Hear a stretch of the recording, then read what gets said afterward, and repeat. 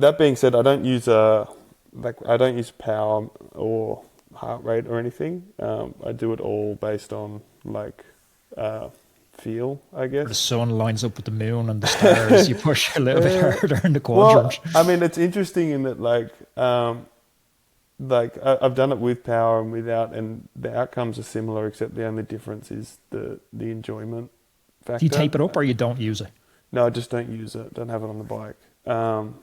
And I just find that I can do the sessions more effectively. And I understand that now. It's just my own, like I get an emotional response to a number being displayed back to me. And it's Yeah. like, if I'm trying to do something, instead of doing it, I'm like in this weird feedback loop that can become like negative very quickly. As opposed to just like, okay, I know I've got a 20-minute threshold effort. I know what that feels like. Let's just get on with it and do it. Yeah. And, remove the ego out of it, really, is what it is, because And I think there's a ultimately, lot of sides. Like I get to chat with some really good physiologists on the podcast, some of the best physiologists and coaches in the world. And there is something to that because we use these numbers as a proxy for how we feel for measuring effort. But if you can strip all that away and get back to actually how you feel, like if you look at time wear, I'm not sure if you're following that, it's the respiration zone setting the Visma bike are using. I got you, like the That, breathing rate. yeah, so that's Yeah. given dynamic zones. And so that's kind of, the way you go out to do an interval someday, say it's, I don't know, your threshold's 380 or whatever, and you're going out to do your interval at 380. It feels harder some days than others because it is harder some days than others because Your whatever body's different. cortisol's ramped, you didn't sleep well. Yeah, a million different things. Yes. But when you train like you do, it needs a crazy level of understanding and maturity to get there. It's like you've graduated to Yoda, where you're like, Yeah, it's interesting because, yeah, I think it's definitely something that, like I did a group ride. I normally, if I'm at home on a Saturday morning, I'll go and like do the fast group ride down near Sacramento because, one, it's like for me, it's fun, but you get like free training, yeah, so I'm like, sweet, I can go out on that, hammer around, not even really realize I've done it. And that's most of my intensity for the week. But I was riding next to a young guy and we were chatting about like this, and he was talking about his numbers and whatever. And then I just sort of guessed. I was like, are we doing like, we're riding up a hill. I was like, I guess we're doing like 260. And he was like, yeah, we are. It's like weird that you both say, I was like, oh, nice. I haven't kind of reached that stage. But the way I break it down, it's like, I still have like an interest in the physiology of it. You don't train without like some sort of interest in that. But I just sort of break it down into like, the fundamentals of training are like you're trying to elicit a response from your body, right? So like you're either producing lactate or you're clearing lactate, and you're doing that at like different levels, essentially.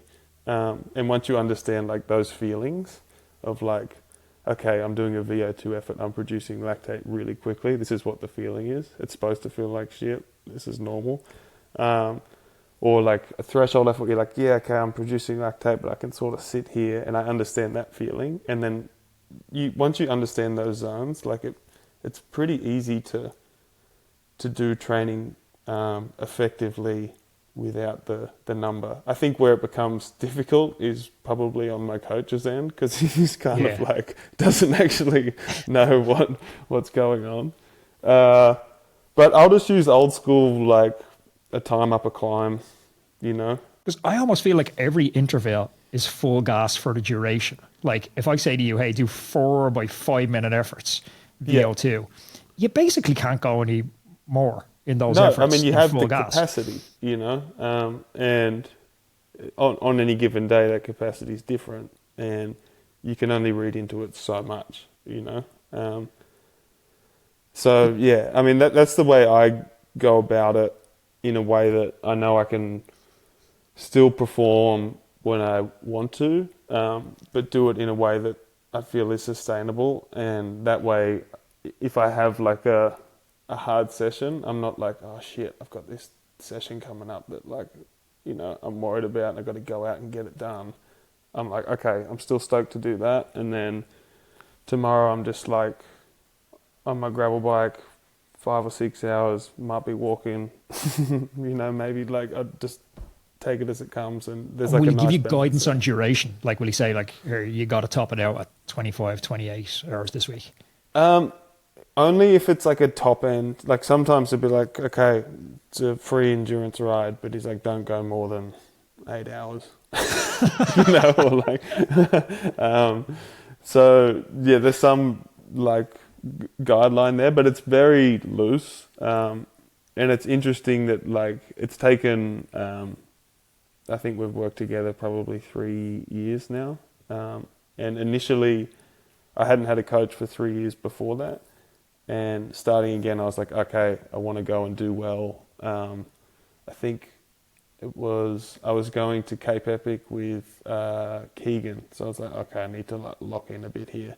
And initially we went like very hardcore, a lot of structure, very like dialed in, I guess, like modern training program. And we very quickly realized that like that wasn't, one, it wasn't sustainable, and two, it wasn't like effective for me. So it's like a process of like working out, okay, what's like the minimum amount of structure we need to do that will get you where you need to be. And for me, that it's generally more effective the less structure I have in there. How do you and Keegan get on at Cape Epic? Great. Yeah. We're still good mates. Yeah. I was actually just chatting to him after Worlds last week. Unbelievable, right? Unreal. Yeah. No, I'm a huge fan of Keegan. I like the way he races. I like his approach. I also like the way he's kind of, I think the way he has continued to pursue the same events in the same way has kind of legitimized that space, because I think the temptation was like, oh, you should go and do the road now. Like, that's where you go. Whereas he's like, nah, I'm happy doing what I'm doing. I'm going to get really good at this. And nice. Now it's like he is really, really good at it. And it's nice to see him breaking out, though, and getting that validation outside the US, because, For sure. outside the US, people don't perceive the US the same way. Yes. Euro's the centre of the cycling world. Yeah. No, it was a sick win.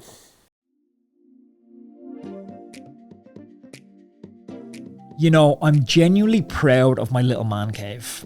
My escape, my safe place. It's not glamorous by any means. It's crammed into the spare room in our apartment with bikes stacked in the corner, boxes everywhere, and the smell of chain lube is just kind of hanging in the air.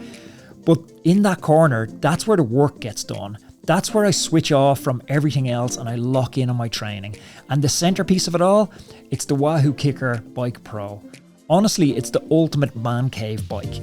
The thing just feels alive under you. It climbs, it descends, it shifts all automatically. You can dial into your exact position to the millimeter, just like your outdoor bike. And with the new setup, everything's smoother, quieter, and way more immersive. It's that perfect mix of comfort and performance that makes indoor cycling feel like a privilege, not like a punishment. And look, I'm Irish. I'm sitting in Ireland recording this right now. I know what it's like to wake up, look out the window, see wind, rain, and sideways hail, and think, do I really want to be out there today? And that's where the kicker comes in. You can get a world-class session done right there in your safe little space, no matter what's happening outside. If you want to build your own version of that space, a place to train hard, stay consistent, and escape for a little bit, check out WAHOO at wahoofitness.com. They've got everything from the flagship Kicker Bike Pro to the Kicker Core 2, which gives you that same legendary ride feel at a killer price point. WAHOO, building the better athlete in all of us.